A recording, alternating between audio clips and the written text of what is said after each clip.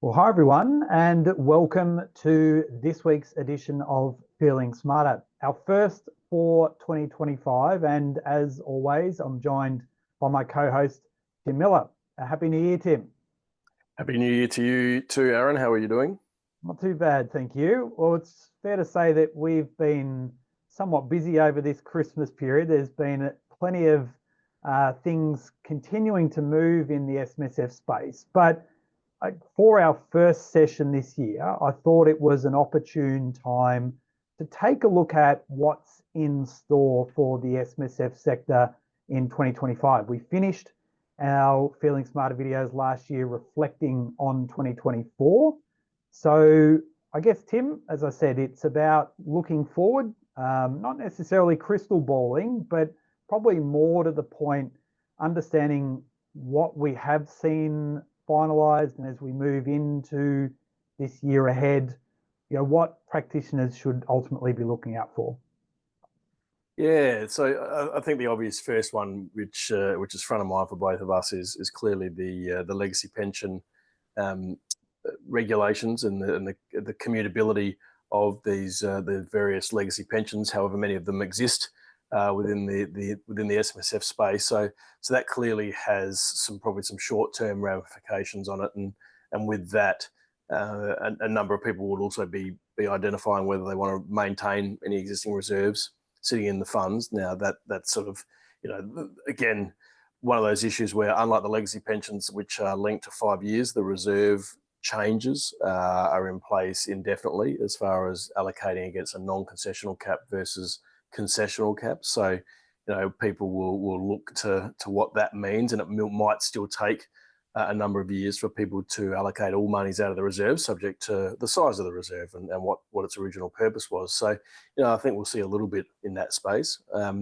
No doubt we'll see some activity around the indexation of the general transfer balance cap, which we're expecting to occur based on existing indexation numbers at the moment. We're expecting that to occur from the 1st of July. So, that has implications on both pension strategies and contribution strategies. So that'll be key for a lot of people.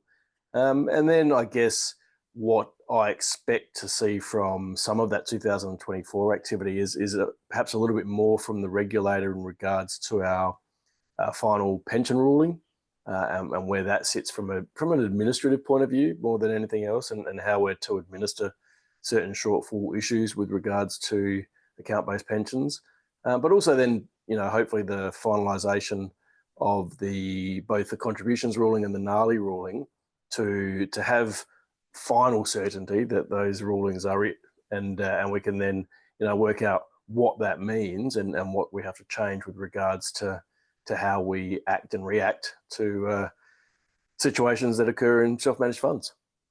Yeah, going back to that legacy pension one, I think what we have really started to unpack as we've been building up documentation in this space and really looking at the issues that we need to flesh out from this is there's quite clearly still some unknowns around the asset test exemption. We saw the minister make an announcement to ensure that there's no debt waiver or recovery that's ultimately going to be provided in that instance. So, asset test exemption, obviously some deed considerations around the fact that many of these pensions were set up probably under a previous deed, and what needs to be put in place, both from a deed context, but also documentation. So there's a number of moving parts within this legacy pension framework around the documentation and the steps that need to be put in place. So what from that point of view, I guess, before some of the other things that stick out for me, should people be contemplating in that area? Yeah, so I guess I wanted to, just for clarity's sake, just to reiterate one of the points that you made there about, because I know people will be listening to our video and they love to take us on our word, and you made reference to the minister's comment around the asset test exemption and no debt being applied. What they said was that they're working on that space, and that's the expected result. So we don't actually have anything. We don't have a legislative instrument around the social security measures just yet. So certainly anyone that's sitting in that asset test exempt area should certainly hold steady until there is a definitive position from the government, despite what we expect it to be. You don't want to act before there is something in place and run the risk of having to go through the process with Social Security of a debt being raised and then unwound or whatever after the point in time. You just don't need that hassle. So just to bring clarity around that, I guess. But yeah, so I guess what we would really be looking for based on the processes that we've been working through is that people have thought through what it means and what the requirements mean with regards to stopping these pensions and appreciating that it is an all or nothing approach to it, and that ultimately it does require a thought process and most likely in many people's cases an advice requirement there where they're getting and seeking the appropriate advice as to whether it is the right action, because taking the action may have other consequences for the fund, for the members, for beneficiaries, and other things now, both positive and negative issues to consider there. So yeah, and the other one that comes to mind is just what the government might look to do now that we have the legislated objective of super. So we now have this enshrined in law, and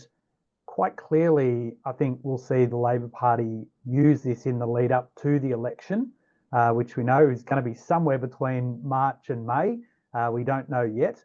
And we don't even know whether we're going to see sitting days in February or not. So things like Div 296 is basically still a point of conjecture as to whether that may have one final crack as trying to get past the Senate, or is it pretty much dead and buried. But the objective is very clear in terms of what Labor's framework and what they're trying to achieve, and that is the preservation of retirement savings and so forth.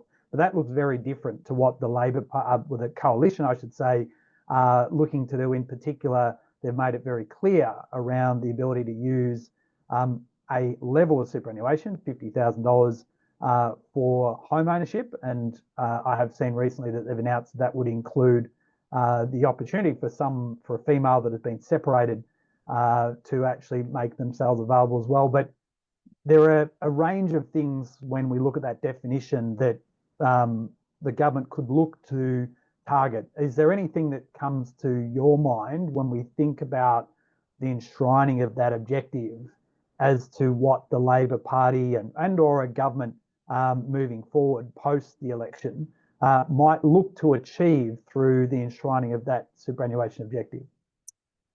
Look, I guess it's a hard one to really bed down, because we've seen so much from a superannuation announcement point of view. We have to look at all the things that we've seen announcements on over the last few years. So in addition to housing considerations, we've obviously seen a lot of discussion and a lot of it's gone beyond discussions to full-blown releases with regards to changes to conditions of release and accessibility to super, which in many respects flies in the face of the preservation component, but then also accommodates certain circumstances, particularly I guess an expansion of compassionate grounds and financial hardship elements where people, as a position of last resort, people are relying potentially on superannuation. So, how those measures and those sorts of discussions measure up against this concept of the objective of super, where we know it's a framework, but how embedded to that framework either side of politics is going to be an interesting piece moving forward. Yeah, absolutely. And I guess, Tim, this all leads us to what we have coming up at the end of the month, which is our State of SMSFs. These are just some of the areas that we know are not only shaping superannuation, but also the SMSF industry. We know as an industry, we're continuing to see strong growth, having seen the industry go past $1 trillion of assets in recent times as well. So I encourage you, if you want to find out more about many of these issues and the way in which Tim and I have a view ultimately as to the SMSF sector in 2025 and beyond, I encourage you to sign up and join us. You can visit smartersmsf.com/events. Tim, anything else you want to add in respect to what's ahead for this year, or what people can expect to hear from our State of SMSF upcoming webinar? Nothing more than buckle up. I think we're in for a bit of a fun ride. So we're here for the journey. So let's make it an enjoyable one. Yeah, absolutely. And I think the final thing I did forget to mention before is and it is very much buckle up as part of going for this ride, is we could end up with a government where we have a minority government formed that is going to see and need more and more negotiation to see passage of certain things get through, which in reality is going to make things even more frustrating, I think, for the industry as a whole.